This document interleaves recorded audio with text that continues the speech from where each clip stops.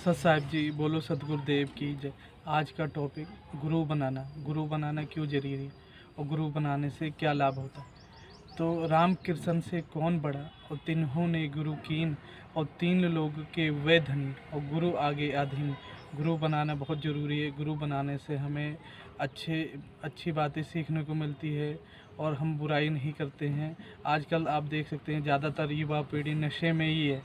कोई कुछ कर रहा है, कोई कुछ कर रहा है। इसलिए हमें गुरु बनाना बहुत ज़रूरी है, क्योंकि जो गुरु वचन पे डट के कट गए फंद 84 जो यूनियाँ हैं, हमें वो नहीं भुगतनी पड़ेगी जैसे इसलिए गुरु बनाना बहुत ज़रूरी है। और गुरु उसे ही बनाएं जो जिन्हें शास्त्रों का ज्ञान हो। हमारे गुरु जी सत्संग से सोधी आवे, नहीं जीव 84 में जावे। सत्संग से सोधी आवे, नहीं जीव 84 में जावे।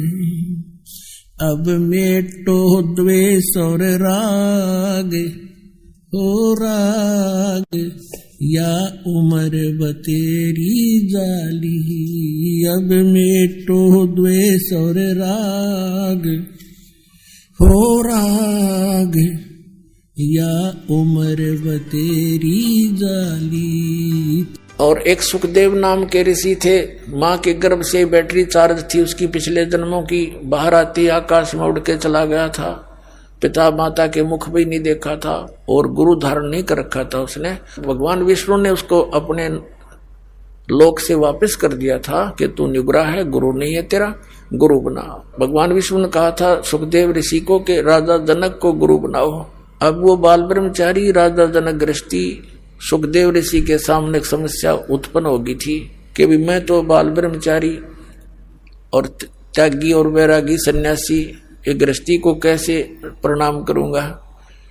इस काल ने हमारे कई बंधन बांध रखे हैं ताकि वो भक्ति ना कर ले। मान बड़ाई सबसे बड़ी दुश्मन है इस प्राणी की।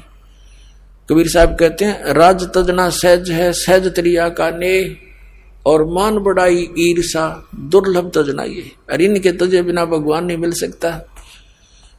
कहने का भाव ये है, अंत में उसने राजा जनक से दीक्षा लेनी पड़ी। दास जो आज के सत्संग में जो सिद्ध करना चाहता है कि ऐसी पुण्यात्मा राजा जनक, ऐसा भक्ति युक्त एक सन्यासी ने चरणों में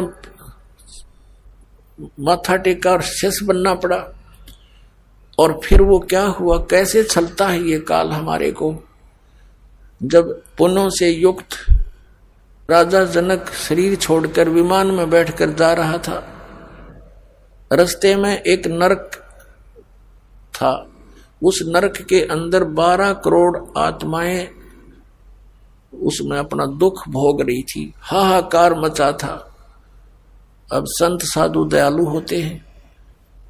राजा जनक ने उन पायलटों से कहा कि विमान रोको, ये रोने की आवाज कहां से आ रही है, पता करो।